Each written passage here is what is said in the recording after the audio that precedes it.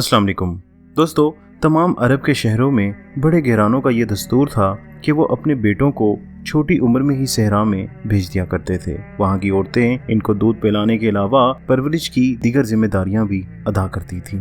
बच्चों को सहरा भेजने का मकसद वहाँ की खुली और ताज़ा हवा में सांस लेना ही नहीं होता था। सहरा में इंसानी रूह के लिए बहुत सी अपॉर्चुनिटीज होती थी। कुरैश ने थोड़े ही अरसे पहले से सुस्त बना देने वाली शहरी लाइफस्टाइल अपना ली थी। कुसई के कहने पर जब इन लोगों ने हरम के करीब मकान बनाकर रहना शुरू किया, इससे पहले ये लोग कमोबेश खाना बदोश जिंदगी के आदी थे। खाना बदोश आजाद होते थे। सहरा में रहते हुए इंसान को खुद आगाही होती थी कि वो अपने माहौल का मालिक है। इस खुद आगाही का ही ये करम था कि वो अपने ऊपर वक्त के गलबे के एहसास से आजाद होते थे। खैमा उखाड़ते ही वो गुजरे हुए दिनों की दुनिया को खैर बात कह देते थे और आने वाला दिन अगर वो आएगा, इसके जहन को कब और कहां जैसे नामालूम हादसात से आजाद रखता था। शहरी जिंदगी एक कैदी की सूरत होती है, एक ही मकाम का पाबंद। गुज़िश्ता कल, आज और आने वाला कल वक्त का एक मखसूस हदफ और सुस्ती ने इन अरबों का एक लाइफस्टाइल छीन लिया था। अरबों को शहर में इनकी अपनी हर शय गलती और सड़ती नजर आती थी। इनकी जुबान की फसाहत यानी खुश बयानी भी जो इंसानों का सबसे कीमती सरमाया है, वो भी शहरी माहौल में कहीं खो गया था। अरबों में चंद ही ऐसे लोग थे जो तालीम याफ्ता थे, लेकिन हुस्न तकरीर एक ऐसी सिफ्त थी जो तमाम अरबी वालिदैन अपने बच्चों में देखना चाहते थे। किसी शख्स की इम्पोर्टेंस इसकी खुश बयानी से लगाई जाती थी। इस खुश बयानी का ताज शायरी था। खानदान में एक नामवर शायर होना पूरे खानदान के लिए एक फख्र की बात होती थी। चोटी के शायर हमेशा सहरा के किसी न किसी कबीले से होते थे। ये सहरा में रहने का ही फायदा था कि इनकी रोजमर्रा की बातें भी शायरी के हम वजन होती थी। बस यही वजूहात थी जिसकी बिना पर अरब प्रेफर करते थे कि उनके बच्चे सहरा में जाकर पले बढ़े। कुरैश के बच्चों के लिए सहरा में 8 साल तक का क़याम आम बात थी। जितना लंबा क़याम होगा, इतनी ही शख्सियत पर छाप गहरी होगी। चंद कबाइल बच्चों की परवरिश के हवाले से मारूफ थे। ऐसा ही एक कबीला बनी साद बिन बकर का भी था। ये हवाज़िन कबीले की शाख थी जो मक्का के करीबी सहरा के जनूब मशरिकी यानी साउथ ईस्ट इलाके से ताल्लुक रखती थी। सैयदा आमीना की ख्वाहिश थी कि वो अपने बेटे की परवरिश की जिम्मेदारी ऐसे कबीले की किसी खातून के सुपुर्द करें। ये लोग वक्फे वक्फे से कुरैश के पास आया करते थे ताकि न्यूबॉर्न बेबीज की दूध पिलाने की खिदमत के लिए साथ ले जाएं। इनकी आमद आजकल में एक्सपेक्टेड थी। इस मौके पर अबू जुहैब की बेटी सईदा हलीमा अपने शोहर हारिस और न्यूबॉर्न बेबी के साथ मक्का गईं और इन्होंने कई साल बाद अपने सफर मक्का की तफसील इस तरह बयान की। वो कहती हैं कि वो साल भी खुशहाली का था। हमारे पास कुछ भी नहीं था।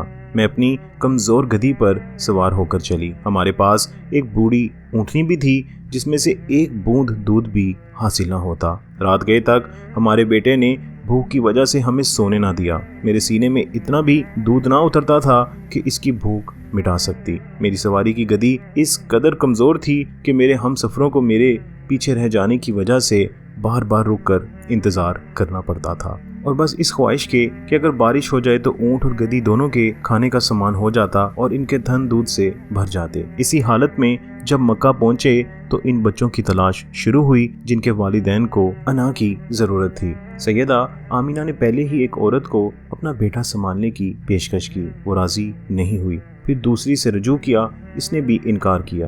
कहीं एक ने यतीम बच्चे की जिम्मेदारी उठाने से इनकार किया। सईदा हलीमा के बकौल हम लड़के के बाप से ये एक्सपेक्ट करते थे कि वो हमें बहुत ज़्यादा इनामात देगा। हमने सोचा कि एक यतीम बच्चा और इसकी माँ या इसका बूढ़ा दादा भला हमें क्या दे सकते हैं। दोस्तों, यहाँ पे बात क्लियर करता चलूँ कि ये बात नहीं थी कि सहरा नशीन अपनी खिदमात के एवज में किसी रकम के तलबगार होते थे। बच्चों को दूध पिलाने की उजरत लेना एक औरत के लिए बड़ी बेइज्जती वाली बात होती थी।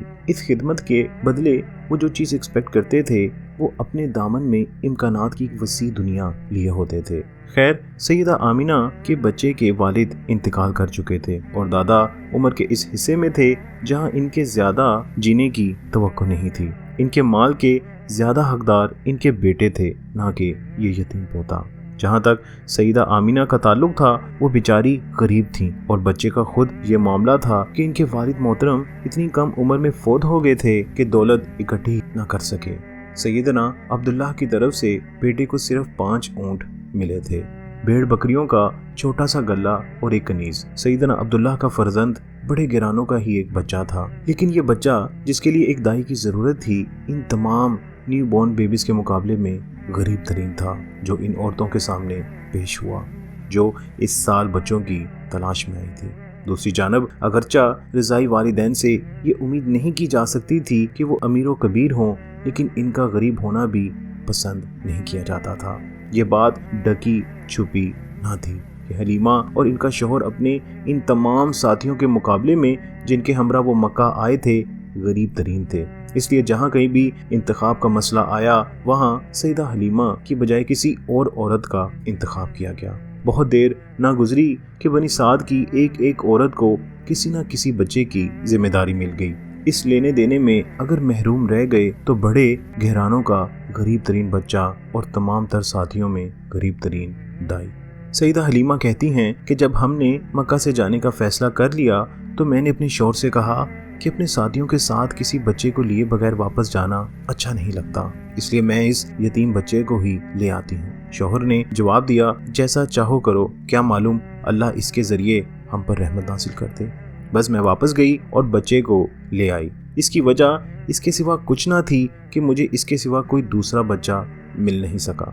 मैं इसे अपनी सवारियों के बांधने की जगह पर लेकर आई। वहाँ जूं ही मैंने अपनी छाती इस बच्चे के मुंह में दी तो मेरा सीना दूध से भर गया और दूध बाहर बहने लगा। बच्चे ने खूब पेट भर कर पिया। इसके रज़ाई भाई यानी मेरे सगे बेटे ने भी खूब दूध पिया। इसके बाद दोनों सो गए। मेरा शौहर अपनी ऊँटनी के पास गया तो देखा कि इसके दोनों थन भरे हुए थे। इसने ऊँटनी को धोया और इसका दूध खुद भी पिया और मुझे भी पिलाया। हम दोनों ने इतना दूध पिया कि हमारी भूख खत्म हो गई। वो रात हमने बहुत आराम से गुजारी। जब सुबह हुई तो मेरे शौहर ने कहा, हलीमा वल्लाह ये बच्चा बहुत बरकत वाला है।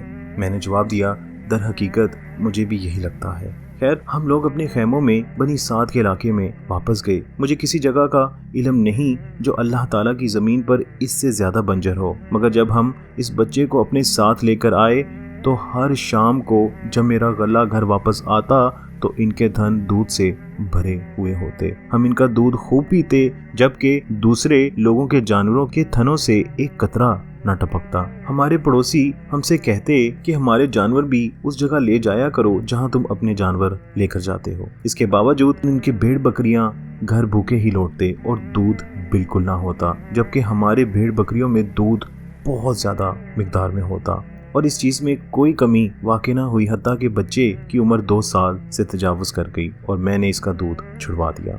बच्चा माशाल्लाह खूब बढ़ रहा था और दूसरा कोई बच्चा अफजाइश में इनका मुकाबला नहीं कर सकता था। अब जबकि इसकी उम्र 2 साल हो गई तो वो मजबूत हाथ पैर का बच्चा था। हम इसे इसकी माँ के पास ले गए। हमारी शदीद तमन्ना थी कि वो हमारे पास ही रहे। इसकी मौजूदगी हमारे लिए बहुत बरकत वाली थी। मैंने इनकी वालिदा से कहा कि मेरे नन्हे बच्चे को मेरे पास ही रहने दो जब तक कि इसमें खूब तवानाई ना आ जाए। मुझे डर है कि कहीं मक्का में आए दिन के ताउन से इसे कोई नुकसान न पहुंचे। हमने बहुत इसरार किया, हत्ता कि वो बच्चे को एक बार फिर हमें देने पर रजामंद हो गई और हम बच्चे को वापस अपने घर ले आए। सईदा हलीमा ने मजीद बताया कि चंद माह घर वापसी के बाद एक रोज जब वो और इसका रज़ाई भाई कुछ भेड़ बकरियों के साथ हमारे खेमे के बैक साइड में थे तो मेरा बेटा दौड़ता हुआ आया और कहने लगा, वो मेरे कुरैशी भाई के साथ पता है क्या हुआ?